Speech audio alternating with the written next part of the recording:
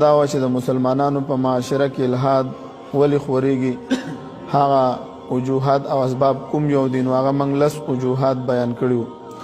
اول سبب موږ بیان کړی چې د مسلمانانو په معاشره کې د الحاد د خورېغو هغه د مغرب فکري غلامي د مولوي صاحبانو او د مغرب نه متاثره کېدلو. دویم سبب موږ بیان کړی د مسلمانانو په معاشره کې هغه د مغربي طرز باندې چې کومې تعلیمي ادارې جوړې شوي دي مولوي صاحبانو او هغه اساتذه دي کوم چې د مغرب نه متاثر وي او دلته دوی الحاد خوروي.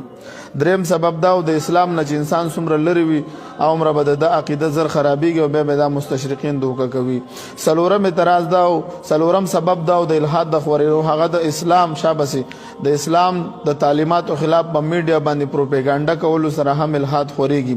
پنځم سبب هغه د علماء کرامو نه لرې کېدلو شابسي.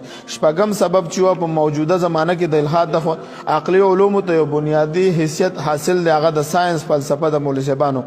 دغه شانته کې وم چې د الحاد د خورېغو په سوشل میډیا باندې د الحاد پیجونه موجود دي ډېر زیات شوي دي نن سبا وخت کې. اتم سبب چې دی هغه د مسلمانانو په معاشره کې هغه د څه شی دی د خپل معاشره نه بیزاره کېدل دي. لکه یو دغه خپل معاشره کې په وړو وړو خبرو باندې څه کوي، اعتراضات کوي، کفر فتوی لګوي. یو تصویر به ولګوي، موږ ویلو که نه یو تصویر به ولګوي لکه دا مسلمان ټیکهدار جوړ کړی دی، بل به ولګوي دا کافر. نو دی کې د مذهب څه ګناه ده؟ دغه شانته کې نهم سبب د خپل د تصوف او دعوت او تبلیغ سره تعلق کمیدلو په وجه هم کېږي. لسم سبب هغه فقر او غریبي وه. دا موږ مکمل درس موجود دی په پیجونو باندې ملګري دي بیا واوري، بهترین درس دی. کوشش وکړو چې دا درسونه مخکې شیر کوو.